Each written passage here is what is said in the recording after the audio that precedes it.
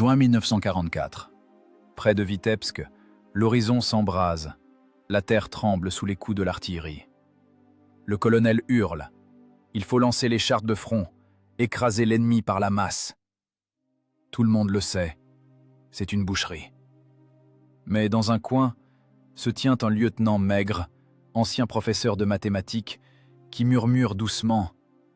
C'est une erreur de calcul. Il demande un seul canon automoteur, sans infanterie, sans soutien. Et il s'enfonce dans une forêt marécageuse où, selon toutes les cartes, l'équipement lourd ne peut passer. Ce qui suit est ce qui fera plus tard trembler la voix des Allemands sur les ondes. Des colonnes de camions de munitions et de carburant tombent dans un piège parfaitement orchestré.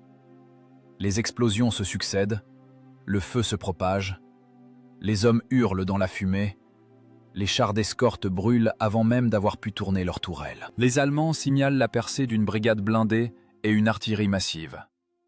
En réalité, il n'y a qu'un seul véhicule et 4 hommes. Mais le plus effrayant n'était ni le feu, ni les pertes. Le plus terrible fut de voir comment cet homme retourna ensuite dans une école ordinaire, se tint devant un tableau noir et enseigna aux enfants la même science avec laquelle il avait anéanti l'ennemi. Et comment, 20 ans plus tard, son ancien chargeur vint le voir avec un petit paquet. Qu'y avait-il à l'intérieur? Regardez jusqu'à la fin. C'était une preuve plus redoutable que n'importe quelle médaille. Juin 1944. Région de Vitebsk.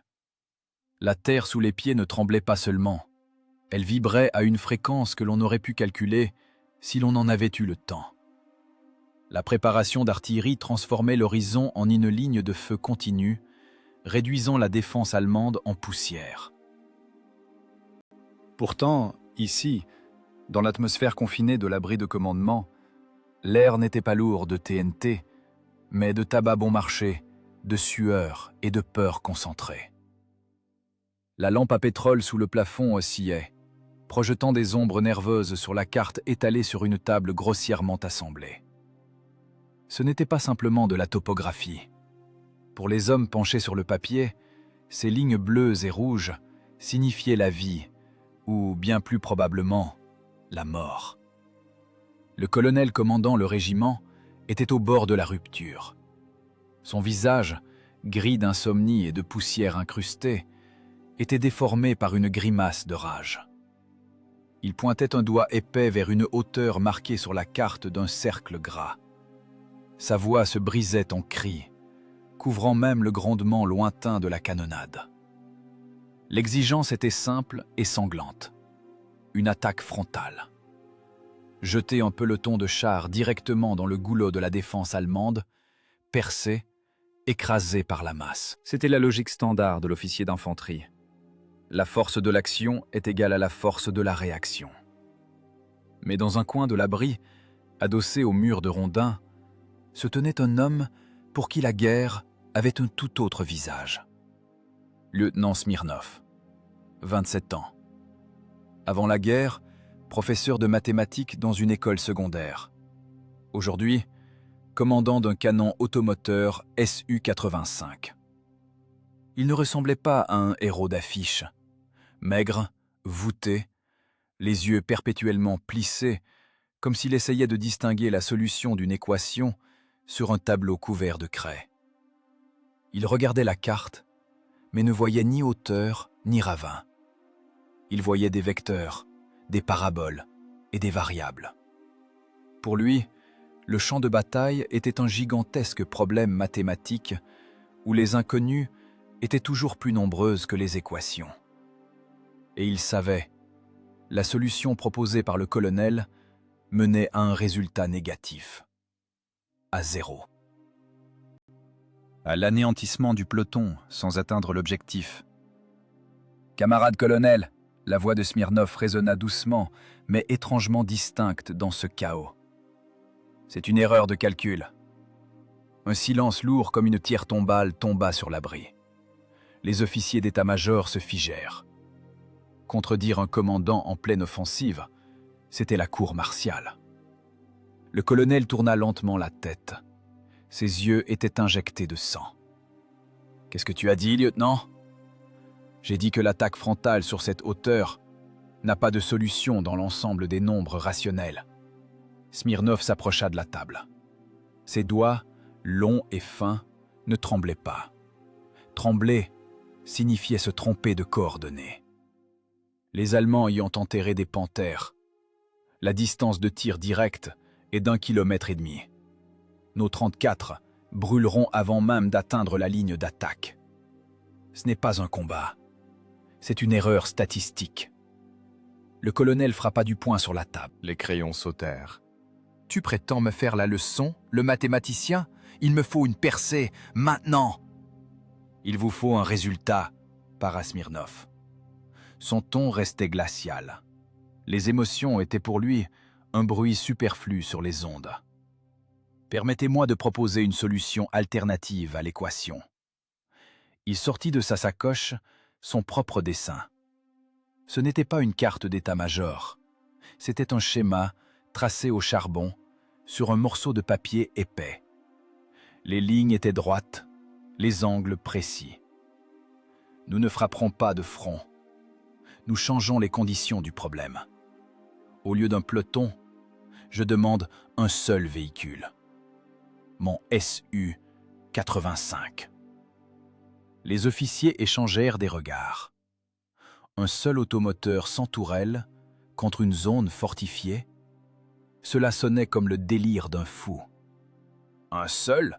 Le colonel plissa les yeux. « Tu cherches la mort, lieutenant ?»« Je cherche l'efficacité. » Smirnov traça une ligne contournant la hauteur à travers un massif forestier considéré comme infranchissable. Les Allemands sont des pédants. Leur logistique fonctionne comme une horloge. J'ai calculé le graphique d'approvisionnement en munitions. Si nous coupons cette artère loin dans leurs arrières, leurs chars sur la hauteur se retrouveront sans obus après 2 heures de combat. Nous n'allons pas prendre la forteresse d'assaut. Nous allons la priver de ses fondations. Smirnov parlait par phrases sèches et hachées. Il maniait les faits comme un chirurgien son bistouri. Le Su-85 n'est pas un char. C'est l'outil du chasseur. Il n'a pas de tourelle rotative, ce qui est un inconvénient en combat manœuvrier, mais un atout en embuscade. Silhouette basse, canon puissant de 85 mm, vitesse initiale de l'obus, 792 mètres par seconde. C'est suffisant pour transpercer n'importe quel char moyen allemand ou transformer un camion en un nuage de débris enflammés à 1 km de distance. « Je n'ai pas besoin d'infanterie », poursuivit le lieutenant. « Le bruit démasque. Je n'ai besoin que de mon équipage et d'un complet de munitions. Nous passerons par les marais. Personne n'attend d'équipement lourd là-bas. Cela introduit le facteur de surprise, qui multiplie notre efficacité par le coefficient de panique de l'ennemi. » Le colonel garda le silence, observant le lieutenant. Il y avait quelque chose d'effrayant chez cet ancien instituteur. L'absence de peur? Non. L'absence d'humanité. Smirnov ne regardait pas la guerre comme une tragédie, mais comme un travail à accomplir avec une dépense minimale de ressources. « La forêt est dense là-bas », grommela le chef du renseignement. « Vous allez abattre les arbres avec le canon ?» Le mécanicien conducteur a un algorithme de mouvement précis, trancha Smirnov. Nous passerons. L'angle de braquage du châssis est calculé. Le régime thermique du moteur est sous contrôle. Si tu te trompes, lieutenant, soupira lourdement le colonel, comprenant qu'il n'avait d'autre choix que d'envoyer des hommes à l'abattoir. Je te fusillerai personnellement, même mort. La probabilité de mon erreur est inférieure à 3%, répondit calmement Smirnov en repliant son schéma. Permission d'exécuter? Le colonel fit un signe de la main. Ce n'était pas le geste d'un commandant, mais celui d'un homme fatigué, envoyant un fou à une mort certaine, pourvu qu'il n'empêche pas les autres de mourir selon le règlement. Smirnov sortit de l'abri. Dehors, l'air vibrait de chaleur et de fracas. Il regarda sa montre. La trotteuse hachait le temps en segments égaux, indifférente au sort des hommes. Il avait exactement 40 minutes pour rejoindre son véhicule, faire le briefing et se mettre en route. Dans sa tête, un modèle tridimensionnel du terrain se construisait déjà. La forêt cessait d'être simplement des arbres. Et se transformait en un ensemble d'obstacles verticaux aux coordonnées définies. Le marais devenait une variable de viscosité du sol, et la colonne de ravitaillement allemande, quelque part à 15 km de là, chargeant des caisses d'obus, se transformait en cible, en un X qu'il fallait trouver et détruire. Le lieutenant se dirigea vers le caponnier, où, sous un filet de camouflage, le métal de son automoteur refroidissait. Sa classe était prête pour la leçon. Sujet du jour, balistique appliquée en terrain boisé et marécageux. Il savait que l'équipage l'attendait déjà. Il faisait aussi partie de l'équation. 4 hommes dans une boîte d'acier, unis par une seule tâche. Pas de lyrisme, rien que de la physique, de la géométrie et 85 mm d'arguments. Smirnov ajusta son étui de pistolet en marchant. Il ne ressentait aucun élan héroïque. Il ne ressentait qu'une tension froide et concentrée de l'esprit, prêt à résoudre un problème d'une complexité élevée. Le plan était fou du point de vue tactique, mais impeccable du point de vue mathématique. Et les mathématiques, comme le lieutenant aimait à le répéter à ses élèves, sont la seule langue dans laquelle l'éternité parle aux hommes. Et aujourd'hui, cette conversation serait brève. Il s'approcha de la machine. Le chargeur, essuyant un chiffon huileux, regarda le commandant d'un air interrogateur. Smirnov ne sourit pas. « Démarre », lança-t-il, en grimpant sur le blindage. « On bouge. Nous avons une équation à simplifier jusqu'à 0. » Le moteur du Su-85 cracha une fumée bleuâtre et rugit, prenant des tours. 30 tonnes d'acier frémirent, comme sortant d'hibernation. Devant, il y avait la forêt, derrière, l'ennemi. Et entre eux, seulement l'intelligence d'un homme et la précision de ses calculs. 30 tonnes de métal brisaient la géométrie de la forêt, transformant le chaos de la nature vivante en une percée pour la machine à tuer. Le diesel hurlait à bas régime, s'étouffant sous la charge, mais le mécanicien conducteur ne lui laissait aucun répit. Ici, dans le fourré où les arbres formaient un mur, la notion de route n'existait pas. Il n'existait qu'un vecteur de mouvement, défini par le lieutenant Smirnov. Les chenilles mordaient la mousse et les racines, arrachant des morceaux de tourbe. Le corps d'acier de l'automoteur agissait comme un bélier, renversant les jeunes pins avec fracas. Ce n'était pas une marche. C'était un travail physique lourd et sale pour vaincre la résistance du milieu. À l'intérieur de l'habitacle régnait une chaleur dense comme du coton. Le ventilateur ne suffisait pas. L'air était saturé de vapeur de gazole, d'odeur d'huile brûlante et de sueur humaine. L'équipage gardait le silence. Chaque son extérieur, le craquement d'un tronc brisé ou le grincement d'une branche sur le blindage, résonnait dans les oreilles comme un tocsin.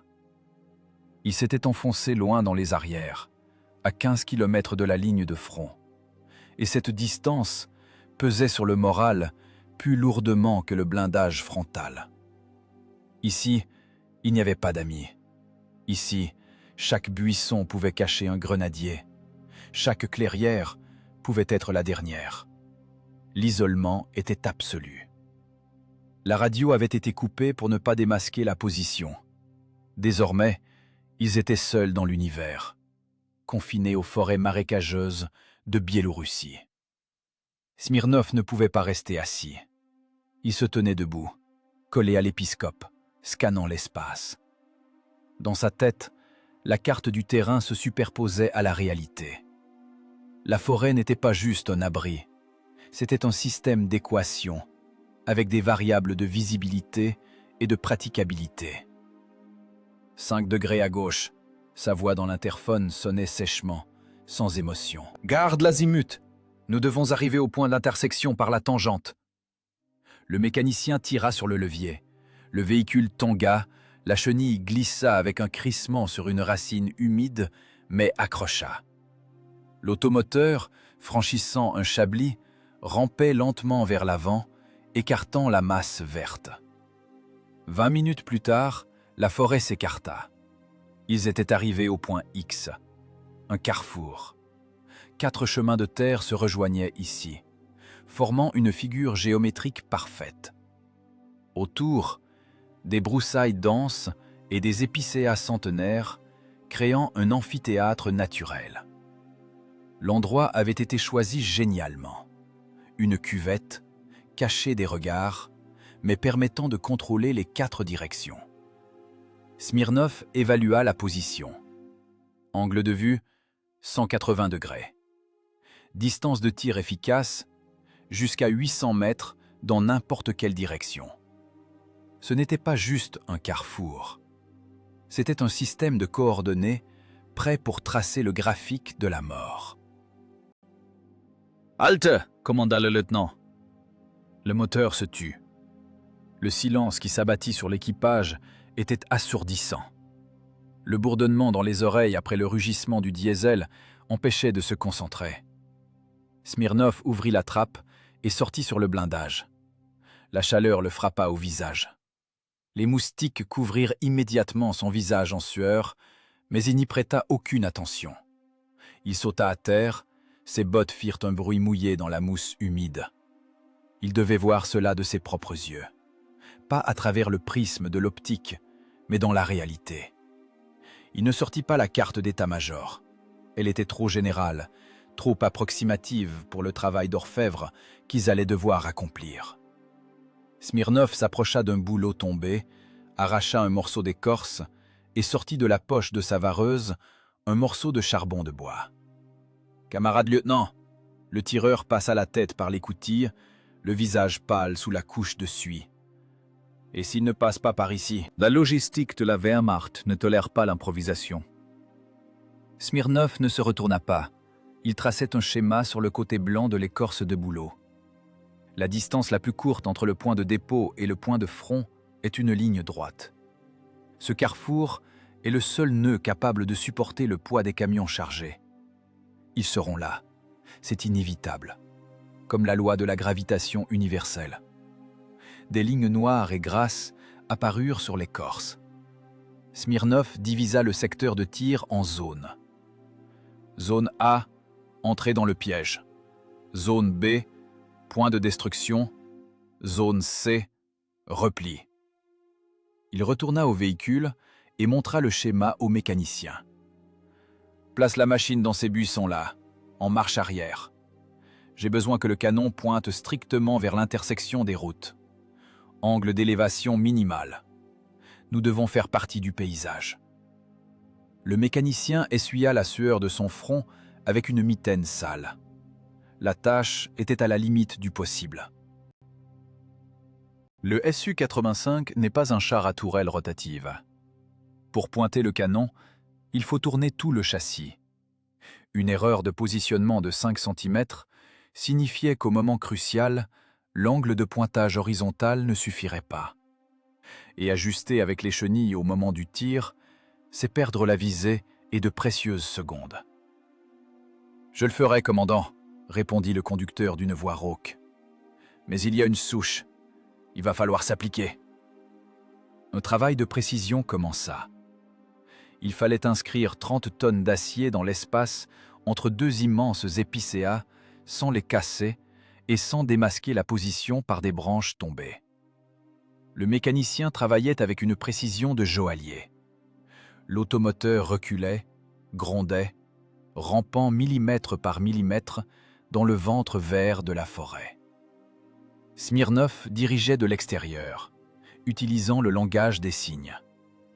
Un peu à gauche, encore, stop, en arrière. Lorsque le moteur s'éteignit définitivement, l'automoteur avait disparu. La forêt l'avait avalé. Le long canon avec son frein de bouche s'était perdu parmi les branches. À 5 pas, il était impossible de deviner qu'ici, dans l'ombre des arbres, se tapissait un prédateur d'acier. Smirnov vérifia personnellement le camouflage, jetant des brassées de fougères sur le blindage. Maintenant, la machine se fondait dans la forêt non seulement visuellement, mais aussi par sa texture. L'équipage se rassembla près de la chenille. Les hommes respiraient lourdement, comme après un marathon. La tension nerveuse cherchait une issue. Le chargeur, un gars costaud de la campagne, tournait une douille vide entre ses mains, l'utilisant comme cendrier. Ses mains tremblaient légèrement. « C'est calme ici », dit-il en regardant le fourré. « Trop calme. Comme dans un cimetière. »« Le cimetière sera ici dans 1 heure », répondit calmement Smirnov, en vérifiant la culasse de son pistolet personnel. Pour l'instant, c'est juste un point sur la carte avec des coordonnées X et Y. Camarade lieutenant, le tireur regarda le commandant avec espoir. On s'en sortira? Si la colonne a une escorte, on n'a quasiment pas de blindage. Smirnov regarda ses hommes. Il voyait leur peur.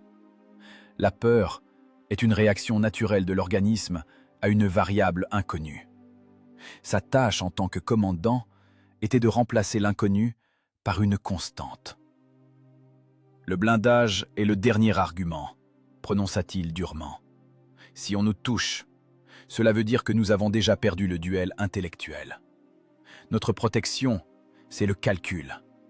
Nous frapperons avant qu'ils ne comprennent ce qui se passe. Nous utiliserons le facteur temps. L'ennemi réagira, tandis que nous agirons selon un scénario écrit à l'avance. Dans cette équation, nous sommes la constante, et eux, la variable tendant vers 0. Il déploya le morceau d'écorce sur lequel leur destin pour les prochaines heures était tracé au charbon. Regardez attentivement. Secteur 1, véhicule de tête. On frappe à l'explosif. Objectif, arrêter la colonne. Secteur 2, véhicule de queue. On les enferme dans la boîte. Ensuite, tir méthodique sur le centre. Distance, 300 mètres. Pas de correction d'avance, visez le centre de masse. Il parlait de mort et de feu, mais son ton rappelait l'explication d'un nouveau théorème au tableau noir. Cette voix calme et sèche agissait sur l'équipage mieux que la vodka ou les discours politiques. Ils ne voyaient pas devant eux un fou, mais un ingénieur de la situation. La peur reculait, laissant place à la concentration. « À vos postes !» ordonna Smirnov, en regardant sa montre. « La leçon commencera à l'heure prévue. » Les hommes plongèrent dans les écoutilles. Les lourdes trappes claquèrent, les coupant du monde extérieur, remplis d'odeurs de forêt et de chants d'oiseaux. Désormais, leur monde était devenu un habitacle de combat exigu, éclairé par une ampoule faible et l'oculaire de visée. Smirnov prit sa place. Il se colla au panorama. Dans le réticule de la grille, le carrefour désert s'était figé. Le théâtre des opérations militaires était prêt. Les décors étaient en place. Il ne restait plus qu'à attendre les acteurs destinés à mourir dès le premier acte. Le silence revint dans la forêt, mais il était différent. Ce n'était pas le silence paisible de la nature, mais le silence vibrant d'un chien de fusil armé.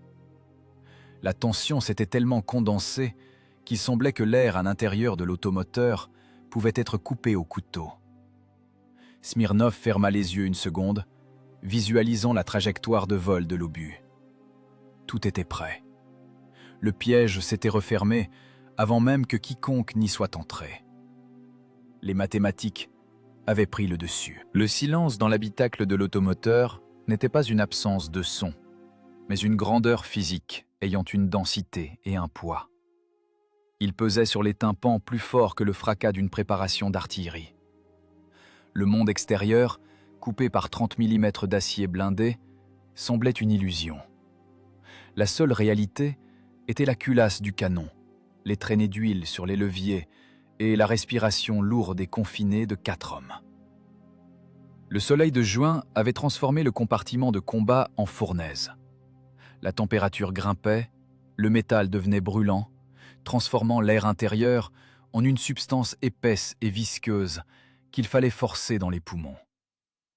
Le lieutenant Smirnov ne quittait pas des yeux le cadran de sa montre trophée.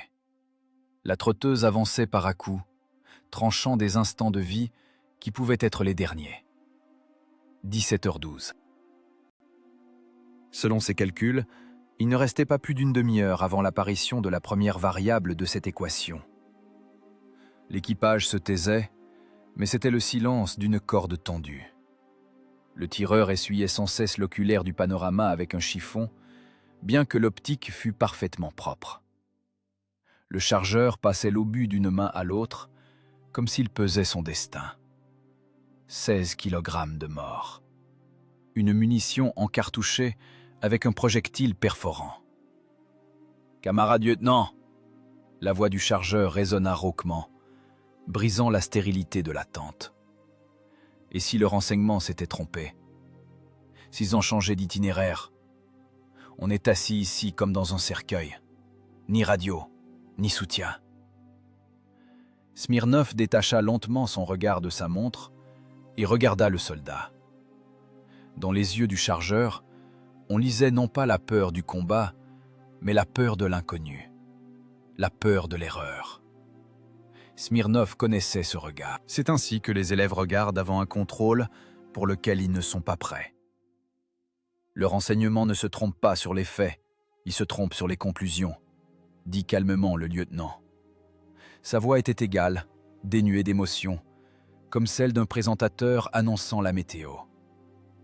Mais nous ne nous appuyons pas sur les renseignements, mais sur la statistique mathématique.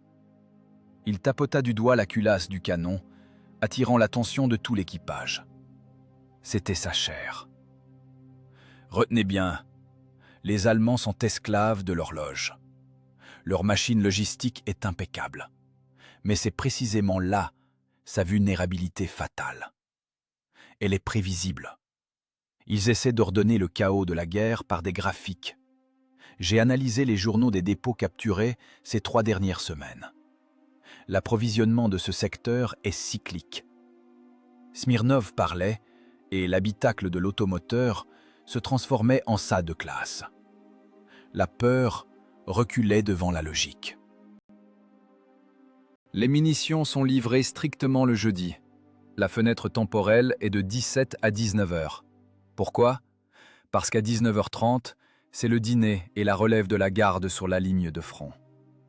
Un intendant allemand se tirera une balle plutôt que de perturber l'horaire des repas. Ils viendront. Pas parce qu'ils le veulent, mais parce que c'est écrit sur leur bordereau. Les mathématiques ne mentent pas. Le tireur eut un sourire crispé, mais ses mains cessèrent de trembler. Il se colla de nouveau au viseur. La foi du commandant dans les chiffres était contagieuse. Elle offrait un appui là où le bon sens criait au danger. Le temps s'étirait lentement, comme de la mélasse. 17h35. La forêt derrière le blindage vivait sa vie. Quelque part, un oiseau criait. Le vent bruissait à la cime des épicéas. Mais l'équipage du Su-85 isolait de ce bruit naturel des sons tout autres. Louis, aiguisé par l'adrénaline, fonctionnait comme le plus sensible des instruments acoustiques. « J'entends », chuchota le mécanicien conducteur. Il était assis le plus près de la plaque frontale, et la vibration du sol l'atteignit en premier. Ton grave, véhicule lourd. Smirnov hocha la tête. Il l'avait senti aussi. Un tremblement à peine perceptible de la coque. Ce n'était pas un 34 avec son cliquetis caractéristique. C'était le grondement régulier et repu des diesels allemands. Le son approchait de l'est, strictement selon l'azimut d'une des routes du carrefour. Le calcul se confirmait. La théorie passait en phase pratique. « Attention !» commanda Smirnov. Le ton changea. Ce n'était plus le professeur, mais l'opérateur d'un système complexe de destruction. perforant. Hausse fixe. Correction 0. La culasse claqua. Le chargeur poussa l'obus dans la chambre avec une telle force que le métal sembla gémir.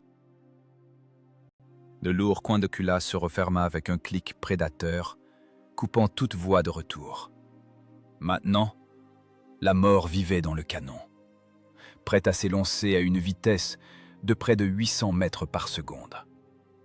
Le grondement augmentait. On pouvait maintenant le distinguer sans effort.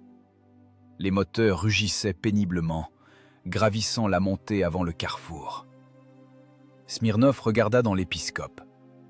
Le mur vert des broussailles les cachait parfaitement, mais il limitait aussi la vue. Il ne verrait l'ennemi que lorsqu'il serait dans le secteur de tir. Distance, 300 mètres.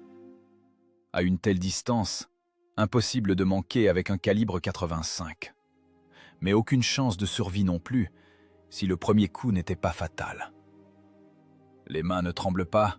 demanda Smirnov, sans quitter l'observation. « Trembler, c'est se tromper dans les calculs. »« Négatif, camarade lieutenant », répondit le tireur. Sa respiration était devenue régulière, rythmique. Il avait fusionné avec les volants de pointage. Il n'était plus un homme, mais le cerveau moteur du canon. Le bruit des moteurs remplit tout l'espace. La forêt semblait vibrer en résonance avec les moteurs Opel. Smirnov imaginait cette colonne.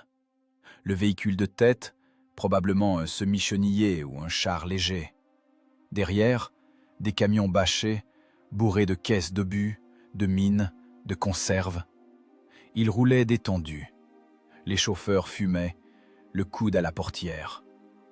L'officier dans la cabine du véhicule de tête somnolait peut-être, ou vérifiait l'itinéraire sur la carte. Ils étaient sûrs d'être loin, à l'arrière. Ils croyaient en leur Ordnung, en leur ordre, en leur sécurité. Ils ne savaient pas qu'un point final gras avait déjà été posé sur leur graphique de mouvement. 17h48. Le capot du premier camion apparut au tournant. Gris, poussiéreux, avec l'insigne tactique d'une division d'infanterie sur l'aile. Derrière lui, rampa le deuxième, le troisième. Smirnov les comptait comme des variables à simplifier. Dans sa tête, la formule du combat s'illumina instantanément. Vitesse de la cible, environ 30 km/h. La distance diminue. Angle de rencontre, idéal, presque 90 degrés. Projection latérale, la partie la plus vulnérable. La colonne allemande s'engageait dans le carrefour. Ils avançaient serrés, distance entre les véhicules, pas plus de 10 mètres. C'était une erreur grossière, impardonnable, qui se paie de sa vie à la guerre. La densité des véhicules signifiait qu'un seul coup pouvait bloquer tout le mouvement. Smirnov attendait. Il fallait que tout le serpent rampe dans la zone de destruction. Que la queue de la colonne sorte de la forêt et que la tête bute contre le bord éloigné du carrefour. « Attendre » siffla-t-il entre ses dents. Le tireur se figea. Son doigt reposait sur la détente électrique, blanchie par la tension. Chaque seconde de délai semblait une éternité. Le cœur battait dans les tempes, couvrant le bruit des moteurs. Mais un ordre est un ordre. Dans cette machine, il n'y avait pas de démocratie. Il y avait la dictature de l'intelligence. 17h51. Le véhicule blindé de tête arriva à hauteur du pin remarquable que Smirnov avait désigné sur son schéma comme point de départ du graphique de destruction. Le mitrailleur allemand sur le blindage ajusta paresseusement son casque, regardant droit vers les buissons où se cachait la mort de 30 tonnes. Il regardait, mais ne voyait pas. L'œil humain est incapable de distinguer une menace camouflée dans le chaos du feuillage si le cerveau ne s'attend pas à l'y voir. « Feu !» expira Smirnov. Le mot tomba dans le silence de l'habitacle comme une pierre dans l'eau. Et instantanément, le monde cessa d'exister sous sa forme précédente. À sa place, surgit une pure énergie cinétique. 792 mètres par seconde. Telle est la vitesse initiale du calibre 85. C'est plus rapide que la vitesse du son.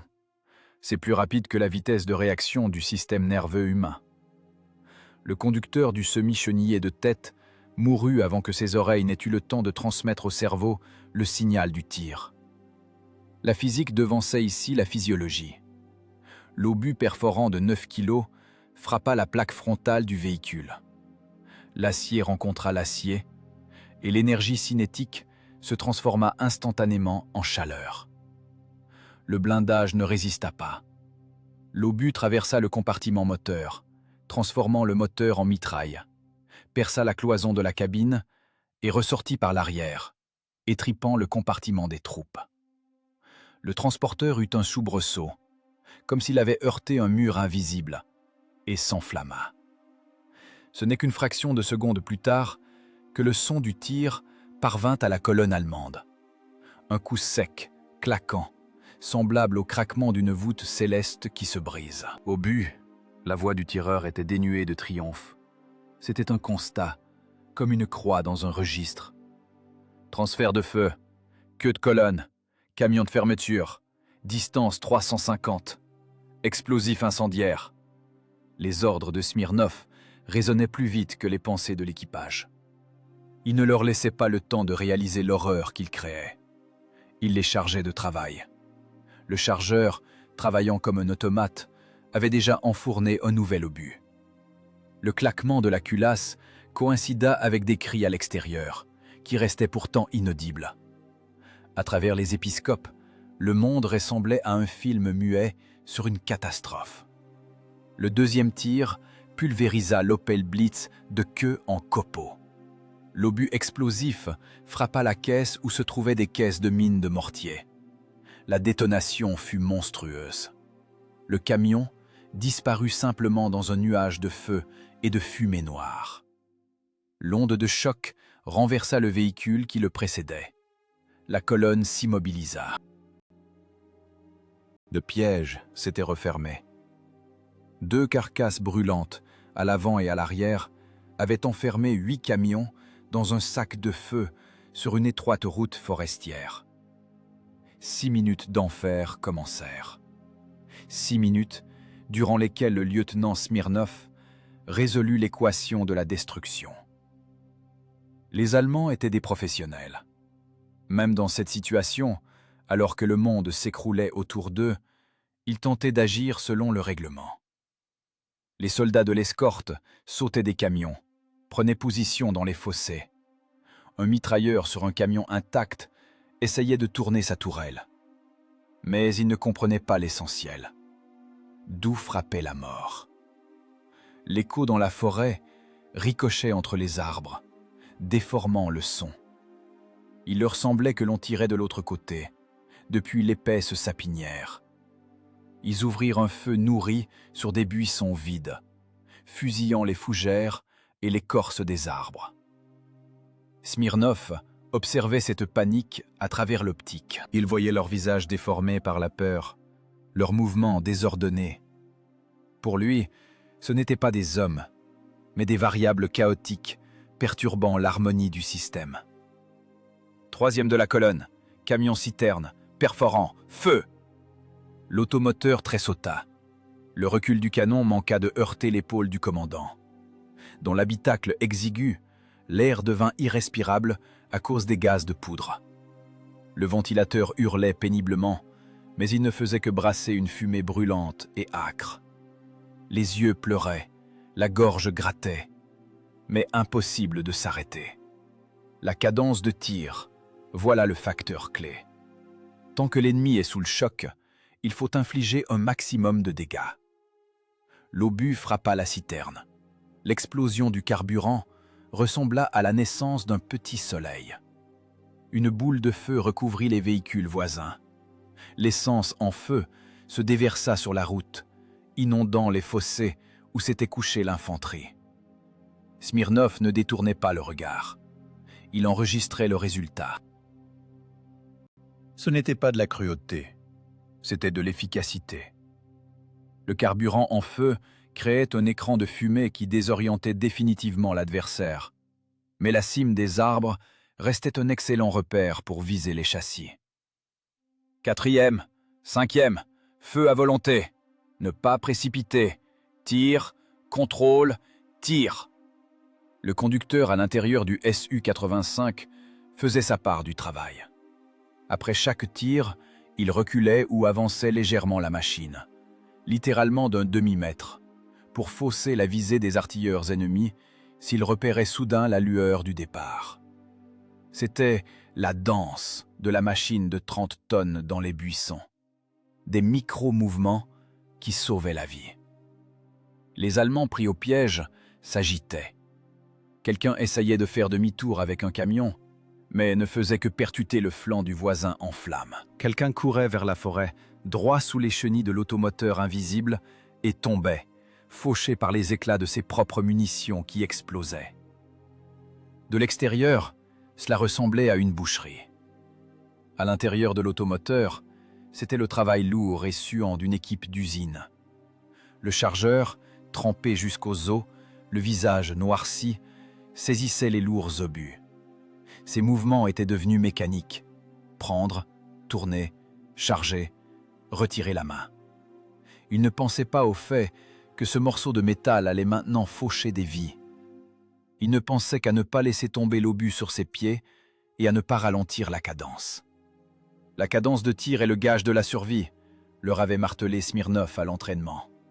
Maintenant, il comprenait le prix de ces mots.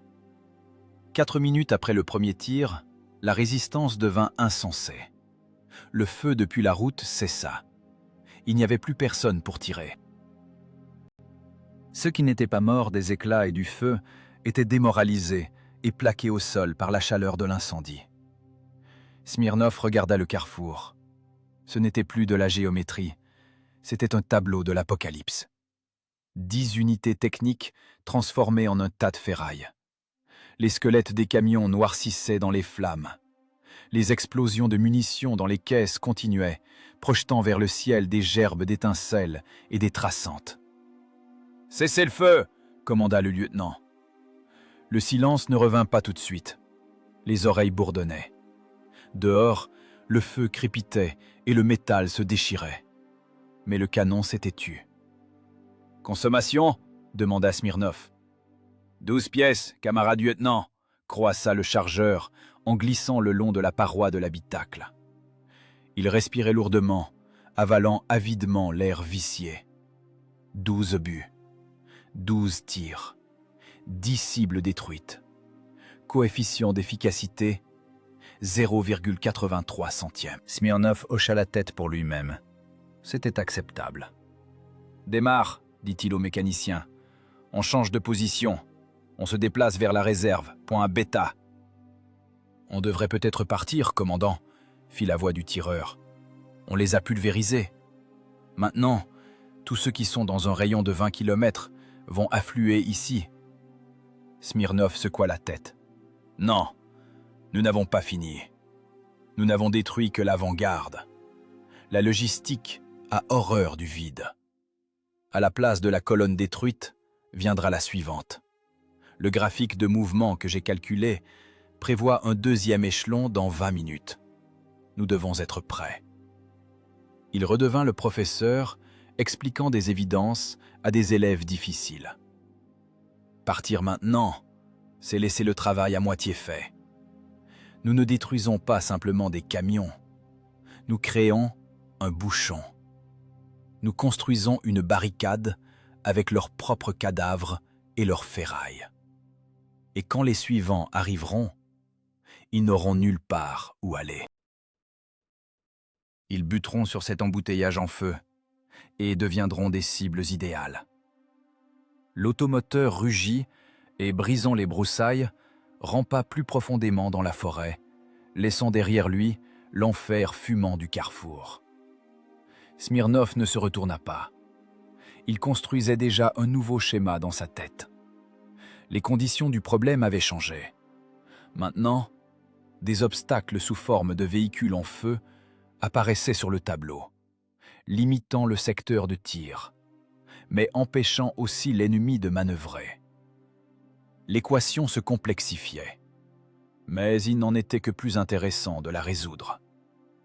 La position bêta ne différait de la première que par l'angle de vue, un décalage de 12 degrés vers l'est. Pour la géométrie du combat, cela signifiait que le blindage frontal des véhicules allemands se transformait à nouveau en une projection latérale vulnérable. Smirnov ne changea pas globalement de lieu. Il déplaça seulement le point de tir pour rester dans l'ombre du massif forestier. Il savait, la logistique est plus importante que les pertes. Le graphique de ravitaillement allemand est un mécanisme d'acier qui ne s'arrête pas à cause de la disparition d'un seul engrenage. Si la première colonne n'est pas arrivée, la seconde ne fera pas demi-tour. Elle butera sur le bouchon et deviendra une nouvelle variable dans l'équation de destruction. 19 minutes passèrent exactement. Le calcul se confirma avec une précision effrayante. Au tournant, apparurent de lourds camions MAN. Ils avançaient avec assurance, rattrapant le temps perdu. Les chauffeurs ne voyaient pas encore ce qui les attendait devant, derrière le mur de sapin, la fumée noire et l'amas de métal tordu en lequel s'était transformée l'avant-garde. Lorsque le véhicule de tête de la deuxième colonne déboucha sur le carrefour, le chauffeur écrasa le frein. Le crissement des pneus couvrit le bruit des moteurs. Devant lui se dressait un mur de feu. Des carcasses et Opel barraient la route, créant un bouchon infranchissable. Les véhicules arrière, n'ayant pas eu le temps de réagir, commencèrent à s'entasser. Les Allemands s'étaient eux-mêmes jetés dans le piège, créant une cible parfaite, dense, immobile, paniquée. Mode convoyeur. La voix de Smirnov était sèche comme un crépitement d'électricité statique. Distance 300, explosif, feu rapide. Maintenant, ce n'était plus une chasse. C'était le travail d'une presse industrielle. L'automoteur Su-85 s'était transformé en machine à recycler la technique en ferraille. L'esthétique du tir de précision avait cédé la place à la productivité brute. « Feu !» Le canon aboya, crachant une gerbe de flammes.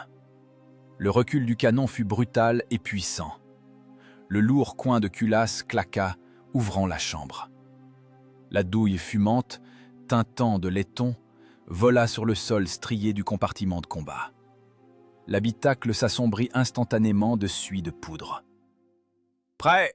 Le cri du chargeur se noyait dans le grondement du ventilateur qui hurlait péniblement, essayant d'aspirer la fumée toxique, mais ne faisant que la mélanger à l'air brûlant. Le chargeur travaillait à la limite de la physiologie humaine. 16 kg. C'était le poids de la munition. La soulever du râtelier au sol. La retourner dans l'étroitesse sans heurter la culasse ni le commandant. L'enfourner dans le canon d'un seul mouvement fluide pour ne pas se faire pincer les doigts par le coin qui se referme. Retirer la main une fraction de seconde avant le tir. Et ainsi, toutes les 12 secondes. La sueur ruisselait de lui, lavant la suie sur son visage, transformant sa vareuse en serpillière mouillée. Les muscles de son dos et de ses bras brûlaient. Dans cette chaîne, homme-machine, l'homme était le maillon le plus faible. L'acier du canon pouvait supporter des centaines de tirs, mais les bras du chargeur avaient une limite de fatigue. « Cadence !» ordonna Smirnov. Il n'avait pas droit à la pitié. La pitié, maintenant, aurait signifié donner à l'ennemi une seconde pour reprendre ses esprits, tourner les canons et riposter. Tant que le marteau frappe, l'enclume se tait. À l'intérieur de l'automoteur, la température dépassait les 40 degrés. Ce n'était plus un habitacle, mais une succursale de l'enfer. Les yeux pleuraient à cause de la fumée âcre. La gorge picotait, comme si on y avait versé du verre pilé. Smirnov ne se détachait pas de l'instrument d'observation. Son cerveau travaillait, éliminant tout le superflu. La chaleur, la puanteur, la fatigue. Ne restaient que les vecteurs. Les obus tombaient avec une précision chirurgicale. L'explosif déchiquetait le flanc d'un camion bâché, transformant le contenu de la caisse en copeaux. L'obus suivant partait dans la cabine d'un camion-citerne. La deuxième colonne brûlait aussi vivement que la première, mais maintenant, le chaos était absolu.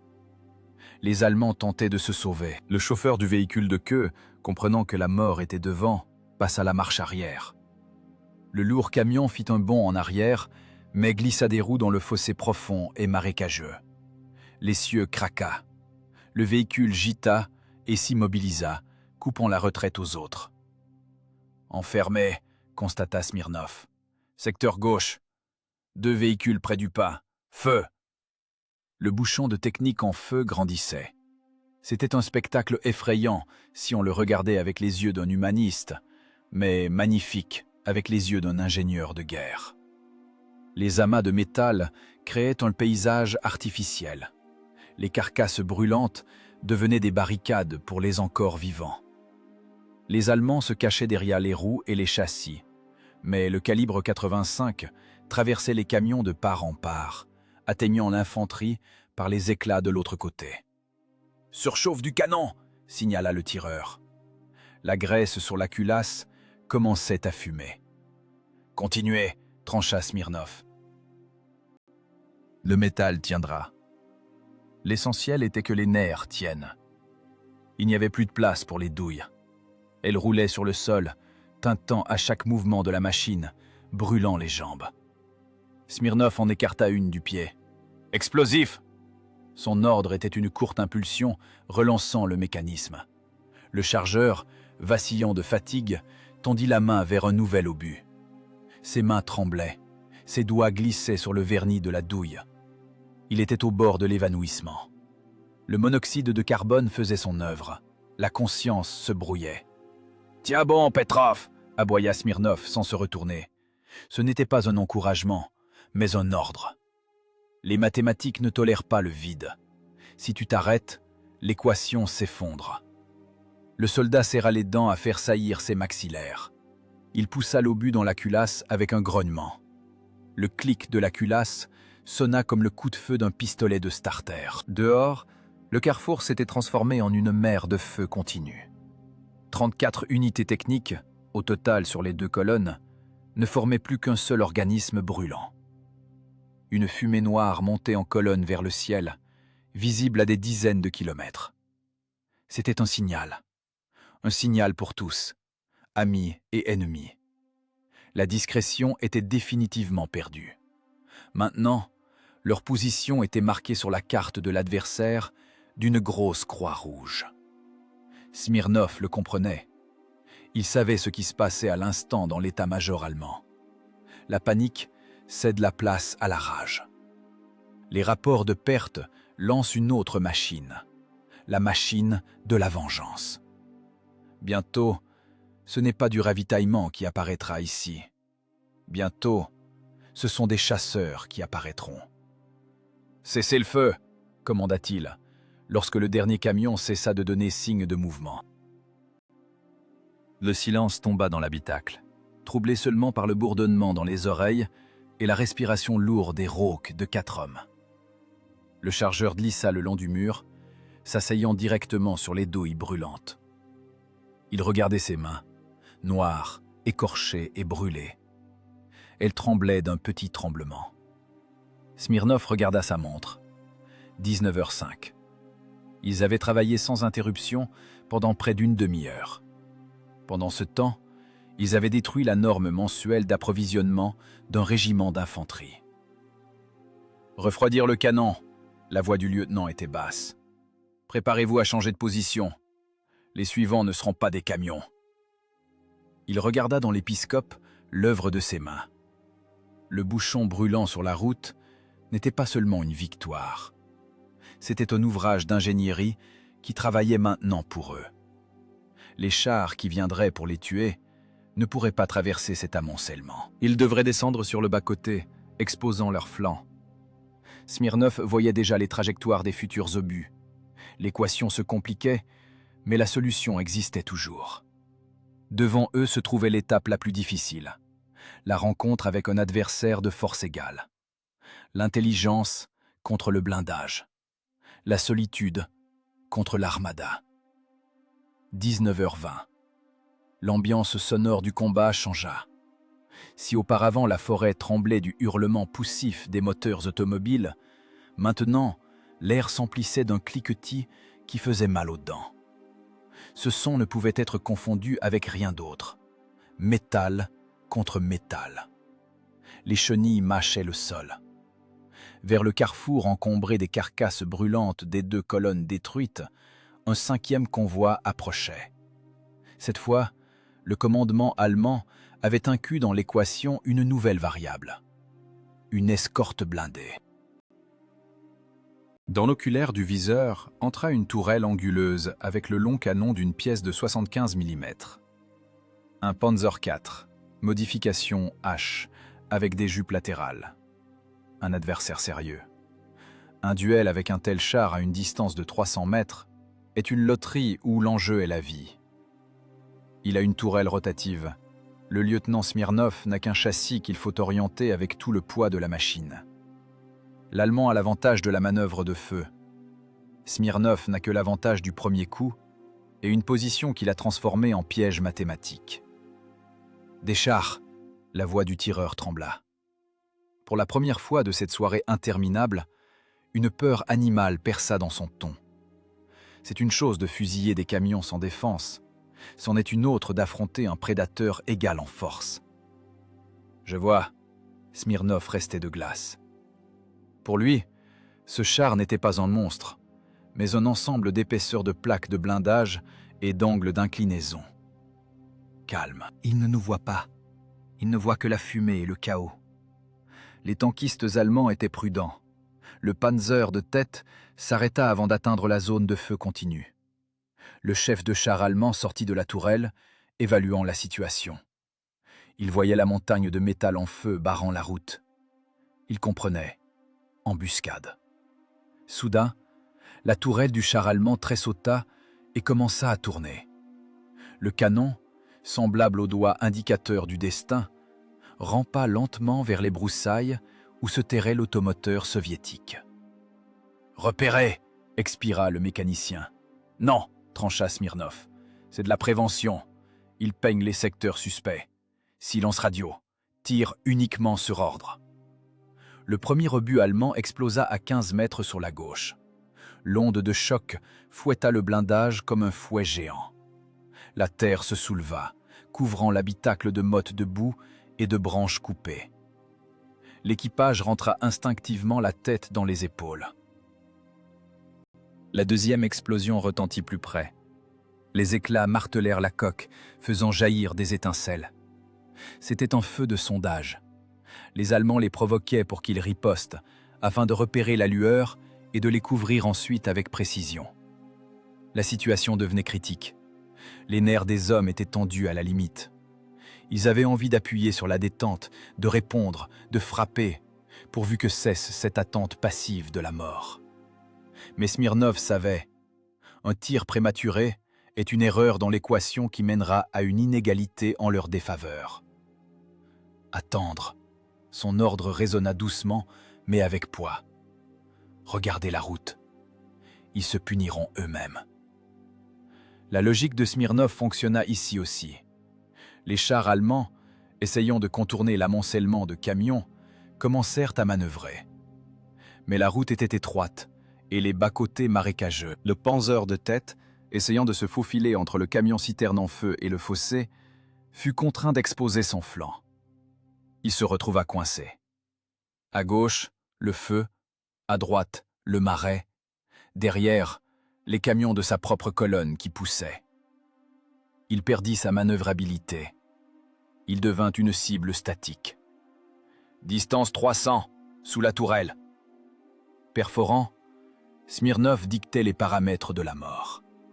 Le tireur, essuyant la sueur de ses yeux, attrapa dans le réticule la jonction de la coque et de la tourelle du char allemand. C'était l'endroit le plus vulnérable. Feu! L'automoteur bondit sous le recul. L'habitacle s'assombrit de nouveau de fumée. Mais Smirnov, ne regardait plus les instruments. Il regardait dans l'épiscope. L'obus, volant à une vitesse de 792 mètres par seconde, trouva sa cible. L'étincelle de l'impact, puis un minuscule trou noir dans le flanc. Une seconde de silence. Et puis le char allemand explosa de l'intérieur. La détonation des munitions est une physique effrayante. La tourelle de 20 tonnes fut arrachée de son chemin de roulement et projetée en l'air comme le couvercle d'une casserole bouillante. Une colonne de flammes jaillit verticalement. « Touché !» hurla le chargeur, oubliant le règlement. Mais le combat n'était pas fini. Le deuxième char allemand qui suivait réagit instantanément à la lueur. Sa tourelle pivota à une vitesse effrayante. Coup de feu. L'obus frappa le blindage frontal de l'automoteur. Le choc fut tel que le monde sembla se fendre en deux. À l'intérieur de l'habitacle, la lumière s'éteignit. Les hommes furent assourdis. Le bourdonnement dans les oreilles couvrit tous les sons. Smirnov fut projeté sur le viseur, s'ouvrant l'arcade sourcilière. Le sang inonda son œil. « Rapport !» croassa-t-il, essayant de focaliser sa vue. « Ricochet !» cria le mécanicien. « Le blindage a tenu ! L'angle d'inclinaison nous a sauvés !» Le blindage incliné du Su-85 avait joué son rôle. L'obus allemand avait glissé sur la plaque d'acier et était parti dans le ciel, laissant un profond sillon. Mais l'ennemi ne leur donnerait pas une seconde chance. « Charge !» Smirnov essuya le sang avec sa manche. « Il recharge. Nous avons 8 secondes. C'est une éternité. » Le deuxième Panzer paniqua. Voyant la mort de son commandant et ayant reçu un coup sur le blindage, même sans pénétration, le mécanicien allemand tira brutalement les leviers en arrière. Le char eut un soubresaut, essayant de reculer, et percuta violemment de l'arrière le transporteur de troupes qui le suivait. Le crissement du métal broyé couvrit le rugissement des moteurs. Les Allemands avaient de nouveau créé un bouchon. Ils s'étaient enfermés eux-mêmes dans le secteur de tir. « Correction 0, tir direct, au centre de la coque. Feu !» Le deuxième obus de 85 mm transperça le blindage frontal du 4. Le char n'explosa pas, mais se figea. Une épaisse fumée noire commença à sortir des écoutilles. L'équipage commença à s'extraire, tombant sous le feu des mitrailleuses de l'infanterie qui tiraient paniquées dans tous les sens. Dans l'habitacle de l'automoteur, l'air devint irrespirable. Le canon était si chaud que la peinture commençait à cloquer. « Le canon est en surchauffe !» signala le tireur. « Le recul est mou. Le frein de recul est à la limite. Encore quelques tirs et on va bloquer la culasse. »« Rien pour refroidir, » répondit Smirnov. « On travaille. Tant que la ferraille tient, on tire. » Le convoi était stoppé. Les 2 chars d'escorte brûlaient, transformés de chasseurs en tas de ferraille. Les camions restants, privés de protection, commencèrent à faire demi-tour directement sur la route, créant un chaos parfait. Smirnov regardait ce tableau de destruction avec une sombre satisfaction. C'était le triomphe de l'intelligence sur la force brute. Les chars allemands étaient plus puissants, leur optique meilleure, leurs équipages plus expérimentés. Mais ils avaient perdu parce qu'ils avaient engagé le combat dans des conditions dictées par le professeur de mathématiques. Ils avaient été coincés dans un couloir étroit, privés de manœuvre et détruits un par un. « Charge à l'explosif !» La voix de Smirnov devint plus calme. La tempête d'adrénaline commençait à refluer, laissant place à une fatigue de plomb. On achève les camions. L'équation doit être résolue jusqu'au bout. Les mains du chargeur bougeaient par inertie. Il ressemblait à un robot à la batterie déchargée. Chaque mouvement se faisait au-delà du possible. Mais l'obus entra dans la chambre. La culasse claqua. L'automoteur aboya de nouveau, envoyant un explosif dans la queue de la colonne. Smirnov ne ressentait aucun triomphe. Il ne ressentait que le poids de la responsabilité. Il venait de tuer une cinquantaine d'hommes et de brûler pour des millions de Reichsmark de matériel en utilisant seulement la géométrie, la physique et 30 tonnes d'acier de l'Oural. C'était un travail terrible, mais impeccable. Dans la forêt, le silence recommença à s'épaissir. Mais maintenant, il sentait le caoutchouc brûler, la chair rôtie et le fer incandescent. Le combat s'apaisait. La crise était passée, mais les mains tremblaient encore de la tension qu'aucune mathématique ne pouvait dissiper. 19h30. L'heure qui, dans la vie civile, est associée au dîner et au repos, était devenue ici, au carrefour des routes forestières près de Vitebsk, le point de départ d'une nouvelle réalité. Le silence revint. Mais ce n'était pas ce silence vibrant et anxieux de l'attente qui planait sur la forêt 2 heures plus tôt. C'était un silence de cimetière, lourd, dense, saturé d'odeurs qui faisaient tourner la tête. Celle-là ne sentait pas la forêt, les aiguilles de pin, mais le caoutchouc brûlé, le plastique fondu, la chair humaine calcinée et le métal chauffé à blanc qui refroidissait. Ce bouquet d'odeurs était la formule chimique de la destruction. Le lieutenant Smirnov ouvrit avec peine la trappe de la coupole du commandant. Le métal brûlait les doigts, même à travers les gants en toile. Il sortit sur le blindage et, pour la première fois en 2 heures, inspira un air qui contenait un peu plus d'oxygène que l'habitacle de combat gazé. Ses poumons brûlèrent comme s'il avait avalé de l'eau glacée. Ses jambes ne le tenaient plus. L'adrénaline, qui avait servi de carburant au système nerveux tout ce temps, s'était consumée sans reste, laissant derrière elle une lourdeur de plomb et un vide. Il regarda en bas, le résultat de la résolution de son équation. Le tableau rappelait une installation de l'enfer. Sur l'étroit lopin de route forestière et dans les fossés adjacents, finissaient de brûler 34 unités techniques. 34 variables qui avaient été rayées de la liste des vivants. C'était la décharge de l'histoire. Les carcasses des camions Opel Blitz et MAN gisaient, encastrées les unes dans les autres, renversées, déchirées par les explosions internes. Leurs cabines, jadis géométrie de l'ordre allemand, s'étaient transformées en morceaux d'acier informes. Les camions-citernes, devenus les épicentres des incendies, avaient brûlé la terre autour d'eux jusqu'à l'état de céramique noire. Smirnov ne regardait pas cela comme une victoire, mais comme une vérification de bilan. Il commença à compter. Mentalement, automatiquement, comme il avait l'habitude de le faire au tableau noir. 10 camions de munitions. Avec un chargement moyen de 3 tonnes, c'est 30 tonnes d'obus. 30 tonnes de morts qui ne tomberaient pas sur la tête des fantassins soviétiques demain matin. C'est environ 5000 coups pour des obusiers de 105 mm. C'est la préparation d'artillerie d'un bataillon entier qui est déjouée. 4 citernes de carburant. Ce sont des dizaines de tonnes d'essence. Cela signifie que demain, les chars allemands sur la ligne de front s'arrêteront avec des réservoirs secs. Ils ne partiront pas en contre-attaque. Ils deviendront des cibles immobiles pour les avions d'assaut Il-2. 2 chars de garde Panzer IV détruits et 3 véhicules blindés de transport de troupes. C'est une unité de combat en moins, capable de tenir la défense sur un secteur de front d'1 kilomètre de large. Toute cette mathématique s'additionnait en un seul résultat gigantesque.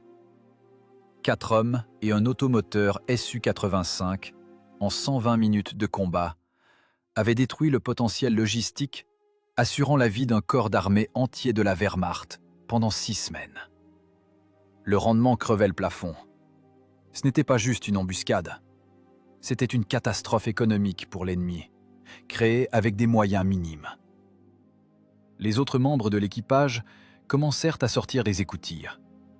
Ils ressemblaient à des mineurs après une vacation au fond, sauf qu'au lieu de poussière de charbon, leur visage était couvert d'une suie grasse de poudre et d'huile brûlée. Les yeux, cerclés de blanc par les lunettes, regardaient le monde d'un air absent. Le tireur sauta à terre et tomba immédiatement à genoux. Il vomit. L'organisme rejetait les produits de combustion qu'il avait respirés ces 2 dernières heures. Le chargeur était assis au bord de l'écoutille ouverte, les jambes pendantes, et regardait ses mains. Elles tremblaient d'un tremblement fort et incontrôlable.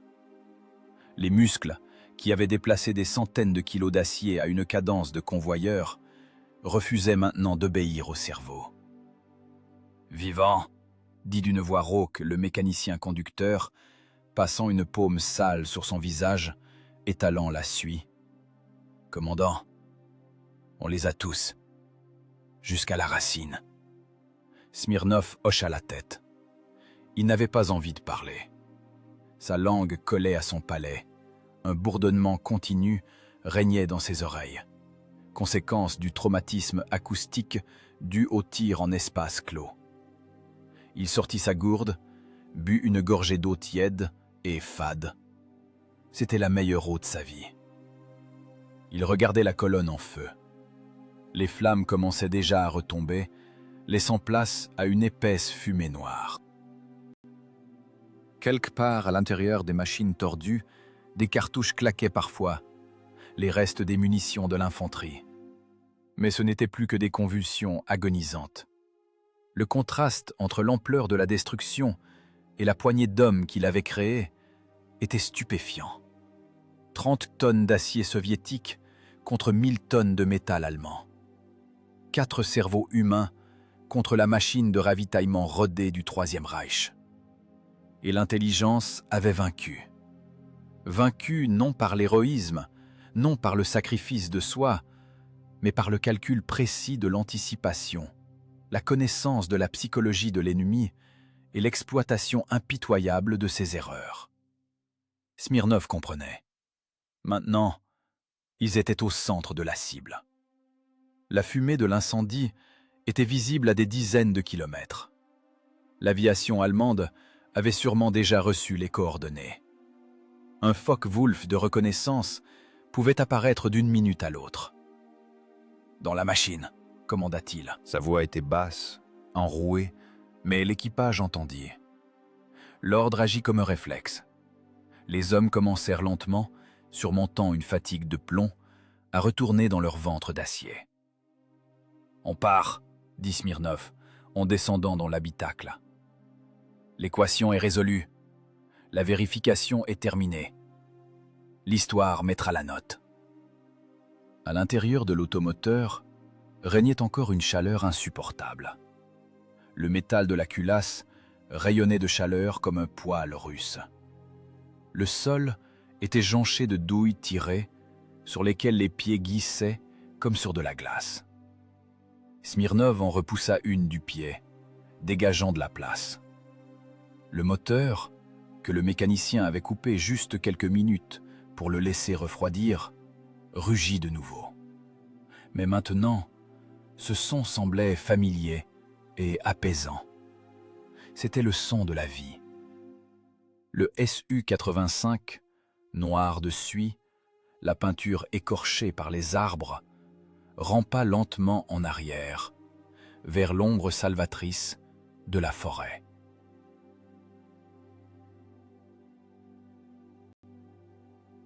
Les chenilles claquaient, broyant les broussailles. La machine quittait le lieu du crime, laissant derrière elle des montagnes de cadavres et de ferrailles. Smirnov jeta un dernier coup d'œil dans l'épiscope sur l'œuvre de ses mains. Le soleil, qui déclinait vers le couchant, teignait la fumée de tons rouge sang. C'était un spectacle terrible, mais majestueux. C'était la guerre, privée de romantisme, réduite à une pure fonction de destruction. Il s'enfonçait dans le massif forestier, se dissolvant dans le crépuscule. La fatigue s'abattit sur eux de tout son poids. Les bras et les jambes s'emplirent de lourdeur, les paupières collaient. Mais il ne fallait pas dormir. Il fallait s'éloigner le plus possible, changer de carré, brouiller les pistes. La machine punitive allemande est lente, mais inéluctable. Bientôt, la chasse commencera. Mais ce sera pour plus tard, demain. Aujourd'hui, Ils avaient fait l'impossible. Ils avaient prouvé qu'un seul automoteur, piloté par les mathématiques, vaut un régiment entier. Smirnov ferma les yeux à demi. Dans l'obscurité, devant son regard intérieur, se dressaient encore les camions en feu, tombant comme des dominos. Le graphique tracé sur l'écorce de bouleau était devenu réalité. Et cette réalité était écrite par le feu et l'acier.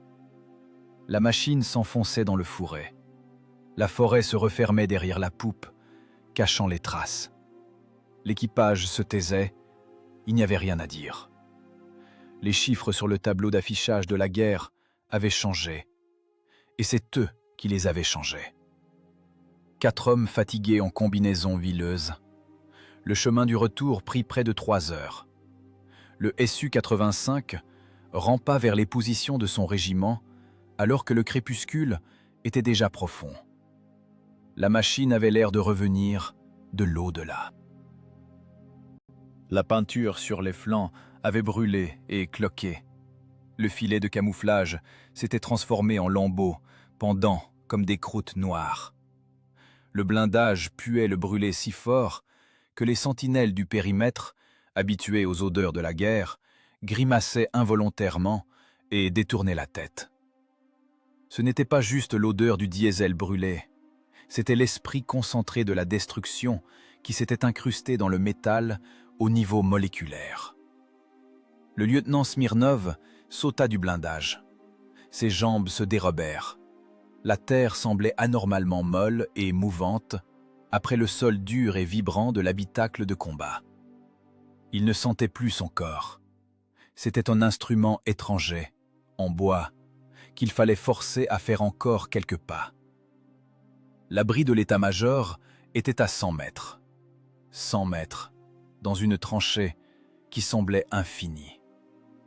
À l'intérieur de l'abri, rien n'avait changé. Toujours la même lampe à pétrole, toujours le même air vicié imprégné de tabac, toujours la même carte sur la table. Seule la tension était différente. Si le matin c'était l'hystérie de l'impuissance, maintenant c'était l'attente morne de mauvaises nouvelles. Quand Smirnov entra, les conversations cessèrent.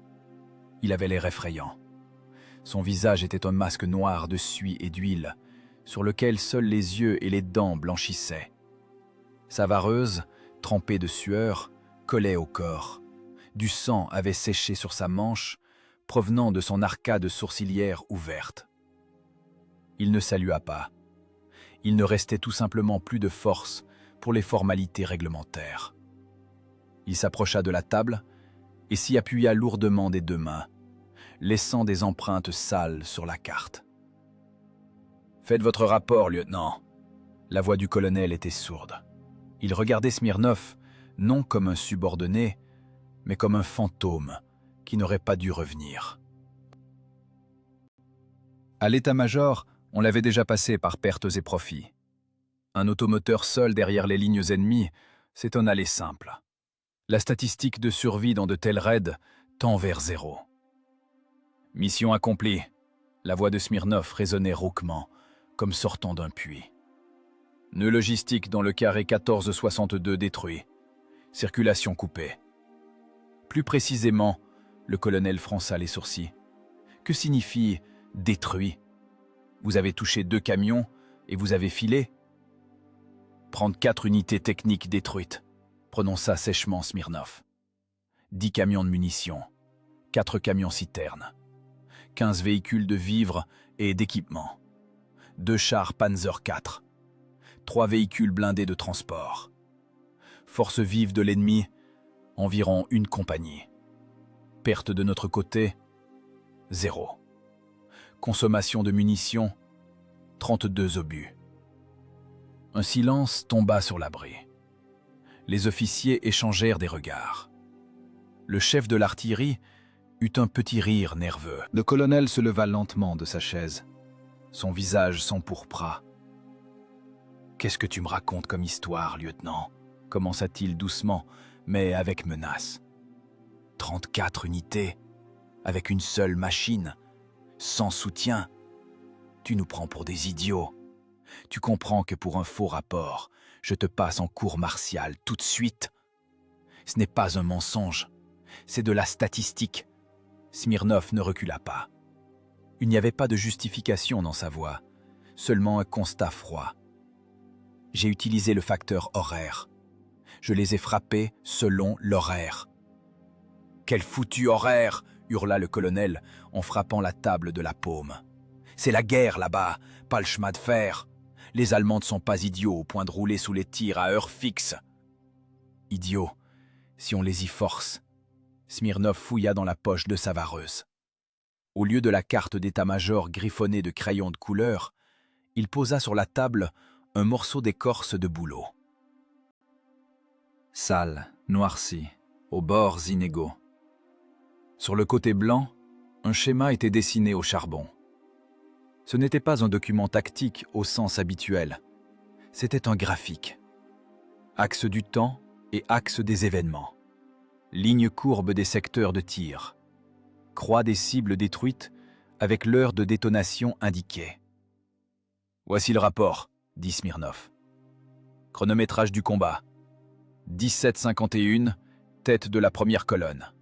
17:57, fin de la première phase. 18:20, approche du deuxième échelon. 18:45, destruction des chars d'escorte.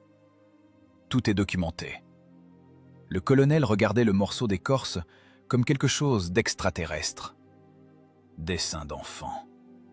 Traits grossiers de charbon. Mais derrière ces traits se tenait une telle assurance, une logique si glaciale, que l'envie de crier disparut. La porte de l'abri s'ouvrit à la volée. Le chef du renseignement entra en trombe, essoufflé, les écouteurs autour du cou. Ses yeux brillaient d'une lueur fiévreuse. « Camarade colonel !» lâcha-t-il sans remarquer Smirnov. « Interception ! Les Allemands hurlent en clair sur les ondes. »« Qu'y a-t-il » demanda sèchement le colonel, sans quitter l'écorce des yeux. « Ils paniquent dans le secteur Vitebsk Sud. Ils crient que les Russes ont percé le front avec une brigade blindée. Ils signalent l'utilisation massive d'artillerie lourde dans leurs arrières. Ils demandent l'aviation.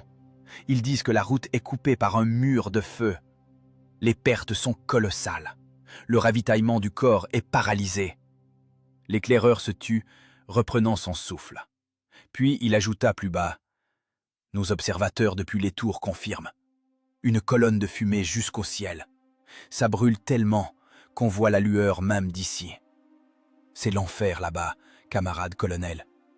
Un véritable enfer. » Le colonel déplaça lentement son regard du chef du renseignement vers le lieutenant Salle, puis de nouveau vers le morceau d'écorce. L'information dans sa tête s'assemblait en une image impossible mais évidente. Une brigade blindée? Une artillerie massive? Non, c'était l'œuvre d'un seul professeur de mathématiques, avec 4 soldats maculés d'huile. « Une brigade, tu dis » marmonna le colonel. Il prit l'écorce dans ses mains. Ses doigts se tachèrent de charbon. Ce morceau de bois pesait maintenant plus lourd que tous les dossiers de plan opérationnel. Dessus n'était pas simplement tracé un schéma de combat. Dessus se trouvait la formule d'une victoire d'un nouveau type. Une victoire où le calibre du canon est secondaire et le calcul primordial. Les officiers d'état-major se taisaient. Le scepticisme qui planait dans l'air 1 minute plus tôt s'était évaporé. À sa place, surgissait un respect lourd, presque physique. Ils regardaient Smirnov, et dans leurs yeux, on lisait la peur. La peur devant un homme capable de transformer le chaos de la mort en un tableau ordonné. Donc, le graphique. Le colonel reposa délicatement l'écorce sur la table, comme si c'était un bijou. « Et tu as brûlé les chars ?»« Affirmatif, coincés dans un goulot d'étranglement, privés de manœuvre, détruits comme des points de feu fixes, » répondit Smirnov. « L'équation est juste, camarade colonel. »« Va dormir, lieutenant, » dit doucement le commandant du régiment. « Va. Demain, Demain, tu me raconteras comment tu fais ça. En détail, avec des formules. » Smirnov hocha la tête, fit demi-tour et se dirigea vers la sortie. Son dos était droit, malgré une fatigue sauvage. Lorsque la porte se referma derrière lui, le colonel sortit une cigarette, l'alluma, tira une longue bouffée et expira la fumée vers le plafond. « Le mathématicien », prononça-t-il dans le vide en hochant la tête. « Que le diable l'emporte. » Le dessein d'enfant s'est avéré plus terrible qu'un bataillon d'artillerie entier. Sur la table, parmi les cartes et les rapports, gisait un morceau d'écorce de bouleau. Témoin muet du fait qu'à la guerre, ce n'est pas celui qui crie le plus fort qui gagne, mais celui qui pense le plus vite. L'expérience du lieutenant Smirnov ne fut pas classée dans un dossier poussiéreux estampillé à conserver éternellement pour être oublié sur une étagère des archives de l'état-major. La guerre est un professeur cruel, mais pragmatique. Elle rejette instantanément l'inefficace et absorbe avidement ce qui permet de tuer l'ennemi à moindre coût. Ce qui s'était passé au carrefour forestier près de Vitebsk cessa d'être une légende pour devenir une méthodologie. Le colonel tint parole. Smirnov ne reçut pas de grade extraordinaire, ni d'étoile d'or sur la poitrine immédiatement, mais il reçut quelque chose de plus grand, une ressource d'influence. On lui donna des hommes. Désormais, entre les combats, quand le régiment était retiré au 2e échelon pour recomplètement et réparation, d'étranges classes se déployaient dans les clairières. On n'y travaillait pas le pas cadencé et on n'y bachotait pas le règlement du service de garnison. On y apprenait à penser. La scène était toujours la même. Une caisse de mine de 120 mm, posée debout, servait de chair. Le rôle du tableau noir était tenu par le flanc noirci d'un automoteur ou simplement un morceau de contreplaqué peint en noir. Dans les mains de Smirnov, il n'y avait pas un pistolet, mais un morceau de craie ou un petit charbon. Devant lui étaient assis les équipages, de jeunes gars, hier encore tractoristes et ouvriers, qui allaient devoir brûler ou survivre. Oubliez le mot héroïsme. La voix de Smirnov sonnait sec, sans pathos. Il parlait comme lorsqu'il expliquait autrefois le théorème de Pythagore à des élèves de 5e. L'héroïsme à la guerre est souvent la conséquence de l'erreur de quelqu'un. On n'a pas surveillé, on n'a pas calculé, il a fallu couvrir l'embrasure avec son corps. Nous n'avons pas besoin de héros morts. Nous avons besoin de tueurs de technique vivants. Il dessinait un schéma sur le contreplaqué. Ligne droite des routes, secteur de tir, angle d'impact de l'obus avec le blindage. Votre arme n'est pas seulement le canon de calibre 85 mm. Votre arme principale est le chronométrage. L'Allemand fait la guerre à l'heure. Si vous connaissez son emploi du temps, vous possédez sa vie. Dans les régiments d'artillerie automotrice, on introduisit une nouveauté dont l'auteur était l'ancien professeur de mathématiques. Cela s'appelait la fiche d'observation analytique. Une simple feuille de papier, quadrillée en colonnes. On n'y inscrivait pas simplement les cibles repérées, mais l'heure de leur apparition, les intervalles de mouvement, les types de chargement. Smirnov apprenait aux équipages à voir non pas des chars et des camions, mais un système. « Regardez la poussière », disait-il, en pointant la craie sur le schéma. Si la poussière monte en colonne et retombe lentement, c'est de la technique lourde. Si la poussière est basse et déchiquetée, ce sont des véhicules à roues. S'il n'y a pas de poussière, mais que la terre tremble, cela signifie que les chars avancent sur un sol humide, et leur vitesse est inférieure à la vitesse calculée de 15%. Introduisez la correction dans l'anticipation. Smirnov leur enseignait les embuscades analytiques. Auparavant, la tactique se résumait à une règle simple.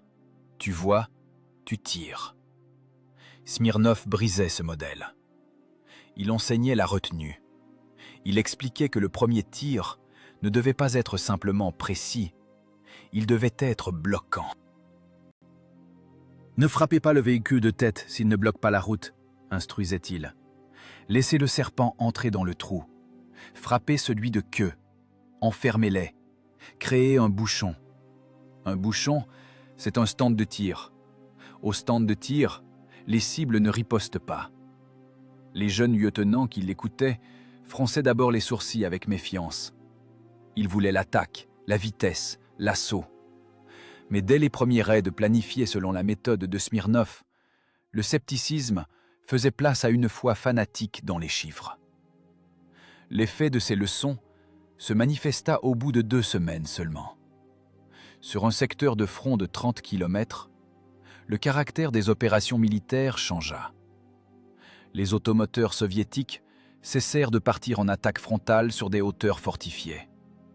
Ils se dissolvaient dans les forêts. Ils devenaient des fantômes. Les convois de ravitaillement allemands commencèrent à disparaître. Pas seulement subir des pertes, mais disparaître entièrement, avec l'escorte. Dans les interceptions radio de la Wehrmacht résonnaient de plus en plus souvent des notes de panique. Les officiers d'état-major allemands ne parvenaient pas à comprendre la logique des Russes. Auparavant, elle était droite comme un rail. Préparation d'artillerie massive, cris « Hurrah !», avalanche de chars.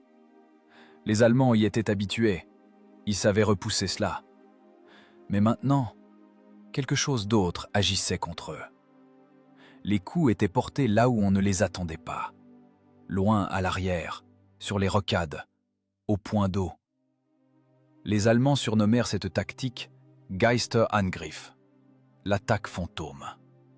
Ils ne pouvaient pas calculer l'algorithme des actions des commandants soviétiques, parce que cet algorithme était non standard.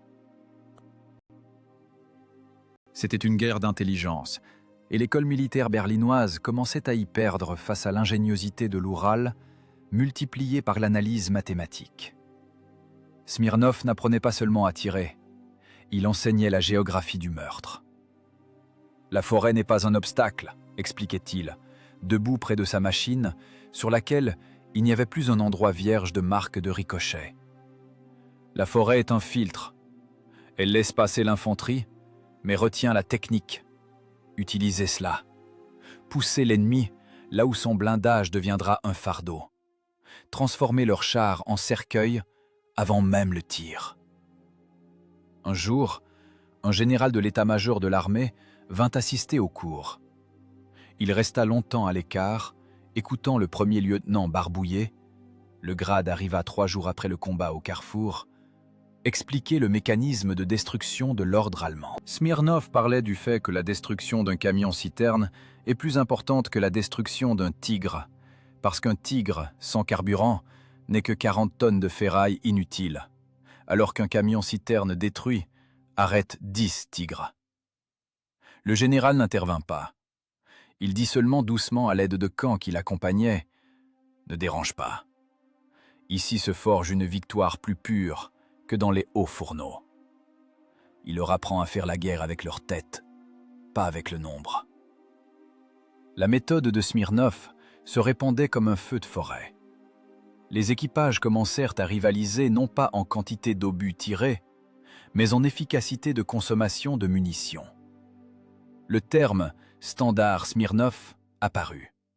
Une cible, un obus. Les ratés devinrent de mauvais ton, signe d'inaptitude professionnelle. Dans les régiments apparurent leurs propres mathématiciens, des commandants qui, avant le combat, se penchaient sur les cartes avec des règles à calcul, calculant les itinéraires d'acheminement des réserves allemandes. La guerre sur ce secteur du front devint différente. Elle devint plus silencieuse, mais plus meurtrière. Le fracas de la canonnade fit place à des coups courts et précis depuis des embuscades. En réponse, les Allemands renforcèrent l'escorte des colonnes, commencèrent à faire circuler des draisines blindées de patrouilles sur les routes, à abattre la forêt le long des voies. Mais cela n'aidait pas. Les automoteurs soviétiques frappaient depuis des distances limites, utilisant les plis du terrain que Smirnov apprenait à voir comme des tranchées toutes prêtes. Smirnov lui-même continuait à se battre. Il ne partit pas à l'état-major, bien qu'on lui eût proposé une place au département opérationnel. Sa place était dans l'habitacle du SU-85. Mais maintenant, il sentait qu'il n'était plus seul. Son intelligence avait été clonée. Des dizaines de machines agissaient selon ses algorithmes. Ce n'était plus un duel solitaire. C'était un travail systémique de démantèlement de la machine militaire de la Wehrmacht. Chaque soir, en rentrant de mission, Smirnov voyait comment, près des autres machines, les équipages traçaient quelque chose sur des bouts de papier ou sur le sable. Ils discutaient de trajectoires, de temps de vol de l'obus, de graphiques de mouvement des colonnes. Il voyait comment les yeux des soldats changeaient. La fatalité de la victime les quittait. Une lueur froide et calculatrice de chasseur y apparaissait. Celui qui connaît les habitudes de la bête, mieux que la bête ne se connaît elle-même. C'était la principale réussite du professeur de mathématiques. Il n'avait pas simplement brûlé une colonne. Il avait changé la conscience des hommes. Il avait prouvé qu'à la guerre, la pensée est matérielle et que son poids se mesure en équivalent TNT. L'équation qu'il avait résolue seul était maintenant résolue par une armée entière. Et dans cette équation, il ne restait plus de place pour l'ennemi. Les années passèrent.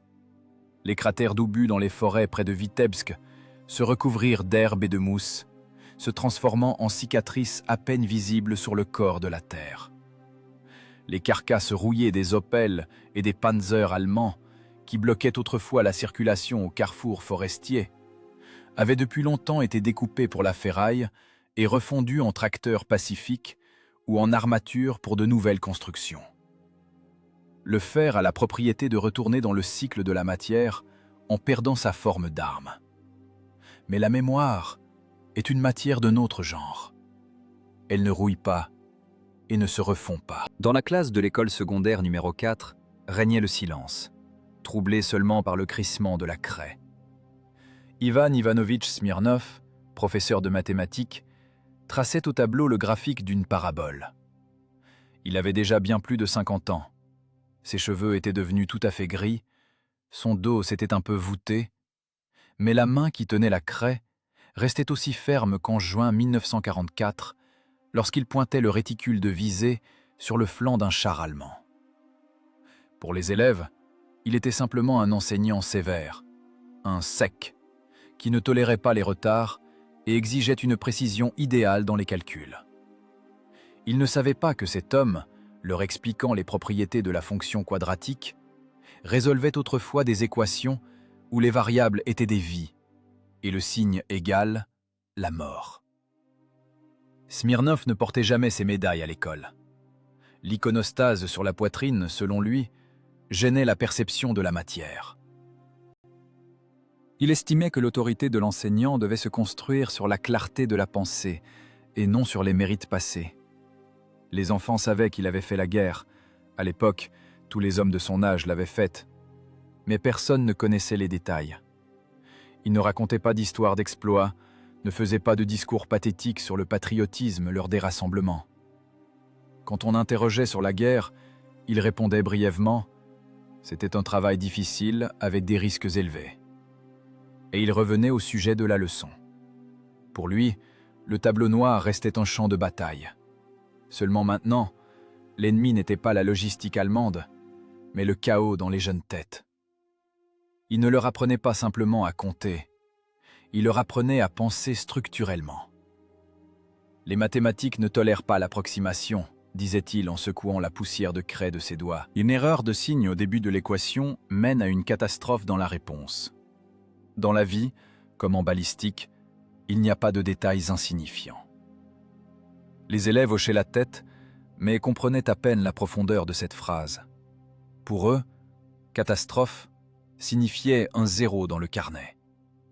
Pour Smirnov, un équipage en feu et une mission non remplie. On frappa à la porte de la classe. Le coup était lourd, assuré. La porte s'ouvrit et un homme âgé apparut sur le seuil. Il portait une simple veste de travail, tenait une casquette usée à la main. Son visage était sillonné de rides, et ses larges paumes rappelaient les racines d'un vieux chêne. Smirnov se figea. Il reconnut ce regard instantanément, bien qu'il ne l'eût pas vu depuis plus de 20 ans. C'était le regard d'un homme qui a regardé dans la culasse ouverte d'un canon, attendant l'éjection de la douille. « Permission d'entrer, camarade commandant ?» La voix du venu était rauque, enfumée, mais on y entendait les mêmes notes que dans l'étroit habitacle de l'automoteur. La classe se tut. Les élèves passaient le regard du professeur à l'étrange invité. Ils n'avaient jamais entendu appeler Ivan Ivanovitch « commandant ». « Entre, Petrov !» Smirnov posa la craie. Sa voix trembla, mais seulement un instant. « Entre, chargeur !» Ils ne s'étreignirent pas. La sentimentalité n'était pas dans leur caractère. Ils se serrèrent simplement la main. La poignée de main fut longue, ferme, virile. Dans ce geste, il y avait plus de mémoire que dans tous les mémoires du monde. Petrov, l'ancien chargeur du Su-85, l'homme dont les mains travaillaient autrefois comme un automate de chargement, travaillait maintenant à l'usine. Il avait vieilli, s'était alourdi, mais la colonne vertébrale intérieure était restée la même. « J'étais de passage », dit Petrov avec embarras en chiffonnant sa casquette. « Je me suis dit, tiens, je vais passer. » Vérifier les coordonnées. Il s'approcha du bureau du professeur. Smirnov l'invita d'un geste à s'asseoir, mais Petrov resta debout. Il fouilla dans la poche intérieure de sa veste et en sortit un petit paquet enveloppé dans un chiffon propre. « Voilà », dit-il en dépliant le tissu. « J'ai gardé. Je pensais que ça se perdrait dans les déménagements, mais non. Intact. » Sur la surface vernie du bureau se posa un morceau d'écorce de bouleau ancienne, jaunie. Ses bords étaient effilochés, le charbon s'était effrité par endroits, mais le dessin était encore clairement visible. Ligne droite des routes, croix des cibles, le temps inscrit à côté de chaque croix, le graphique de la mort tracé dans la forêt près de Vitebsk. Les élèves des derniers rangs tendirent le cou. Ils voyaient juste un bout de bois sale, mais Smirnov voyait un document d'une force terrible. « Tu te souviens, commandant ?» demanda doucement Petrov. « Les mathématiques ne mentent pas. Tu avais dit ça. » On n'a survécu que grâce à ça. Ce n'est pas le blindage qui nous a sauvés, c'est ça qui nous a sauvés. Smirnov passa son doigt sur la surface rugueuse de l'écorce. Il se rappela l'odeur de brûlé, la chaleur de l'habitacle incandescent, le poids de la responsabilité. Ce morceau d'écorce était la preuve de sa justesse. La preuve que l'intelligence est capable de broyer la force brute. Les chars ont pourri dans les marais. L'automoteur a été refondu depuis longtemps. Mais ce fragile morceau de bois, sur lequel est tracée la pensée, a été préservé. « Montre-leur », fit Petrov d'un signe de tête vers la classe silencieuse. « Qu'ils sachent. Parce qu'ils pensent que la guerre, c'est quand on court et qu'on crie, alors que la guerre, c'est quand on s'assoit et qu'on compte. » Smirnov prit l'écorce. Il se tourna vers la classe. 30 paires d'yeux le regardaient avec attente. Maintenant, il devait dire quelque chose d'important. La chose la plus importante de toutes ces années d'enseignement. « Ceci, » prononça-t-il, en levant le morceau d'écorce, « est l'arme la plus puissante qui fut à ma disposition. Ce n'est pas une carte, c'est un algorithme. » Il commença à raconter. Pour la première fois depuis des années, il ne parlait pas de la guerre avec les faits secs du manuel d'histoire, mais avec la langue d'un ingénieur de la situation.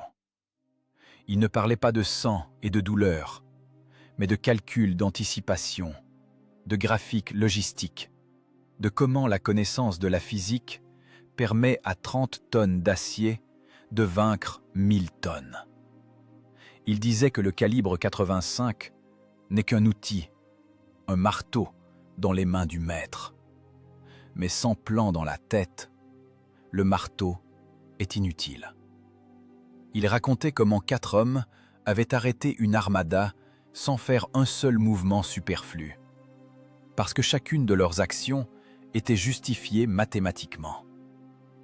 Dans la classe, régnait un silence absolu. Même les cancres du fond avaient laissé leurs affaires. Ils regardaient le vieux professeur et voyaient comment il se transfigurait. Devant eux ne se tenait pas le sec avec sa baguette, mais un officier dont l'arme était un esprit froid, aiguisé, impitoyable. « Retenez bien », concluait Smirnov en regardant ses élèves. « Le blindage peut être percé, l'obus peut ricocher, le moteur peut caler. La seule chose qui ne fait pas de raté, c'est votre intelligence. Tant que vous pensez, tant que vous êtes capable d'analyser et de calculer les coups, vous êtes invincible. » Petrov se tenait près de la fenêtre, regardant la cour de l'école inondée de soleil. Il souriait dans sa moustache. Il savait que son commandant avait raison. À l'époque, en 1944, ils n'avaient pas vaincu parce qu'ils étaient plus courageux que les Allemands. Les Allemands aussi étaient courageux. Ils avaient vaincu parce que leur commandant avait transformé le combat en un problème qui n'avait qu'une seule solution. La sonnerie de fin de cours retentit sèchement, comme l'ordre « rompez ». Mais personne ne bondit de sa place. Les élèves restaient assis, digérant ce qu'ils avaient entendu. Smirnov posa l'écorce sur le bureau, à côté du carnet de classe. 2 documents d'époque, l'un sur ceux qui étaient présents au cours, l'autre sur ceux qui étaient restés en vie grâce à la connaissance de la matière. « La leçon est terminée », dit Smirnov de sa voix habituelle et égale. « Vous pouvez disposer. Petrov, reste. » La classe se dirigea lentement vers la sortie. En passant devant le bureau, beaucoup jetaient un coup d'œil aux morceaux d'écorce. Maintenant, pour eux, ce n'était plus un déchet. C'était un artefact. Le symbole que le tableau noir et le champ de bataille sont liés indissolublement. Lorsque le dernier élève fut sorti, Smirnov s'approcha de la fenêtre et se tint à côté de l'ancien chargeur. « Merci d'avoir gardé ça, dit-il. »« Merci à toi, commandant, » répondit Petrov, « pour le fait qu'on ne se soit pas trompé dans les calculs à l'époque. » De l'autre côté de la fenêtre, bruissait la vie paisible. Les enfants couraient dans la cour, riaient, jouaient au ballon. Ils ne pensaient pas à la balistique et aux trajectoires. Ils n'avaient pas besoin de connaître la force létale d'un obus explosif. Et c'était juste. C'était ce résultat même pour lequel le lieutenant Smirnov résolvait autrefois son équation mortelle dans les forêts près de Vitebsk. Mais Smirnov lui-même savait. La guerre n'était finie que sur les cartes. La bataille du chaos et de l'ordre, de la bêtise et de l'intelligence continue éternellement. Et dans cette bataille, ses armes étaient désormais la craie, le tableau et 30 jeunes esprits qu'il devait instruire à la règle principale de survie. Avant d'agir, il faut penser. L'histoire du lieutenant Smirnov ne sombra pas dans l'oubli. Elle resta ici, dans cette classe, chiffrée dans les formules au tableau. Crayon, patience et intelligence. Une triade qui s'est avérée plus solide que n'importe quel blindage. Et tant qu'il y a des gens capables de résoudre les équations de la vie avec un calcul froid, l'humanité a une chance de ne pas se transformer en erreur statistique de l'histoire.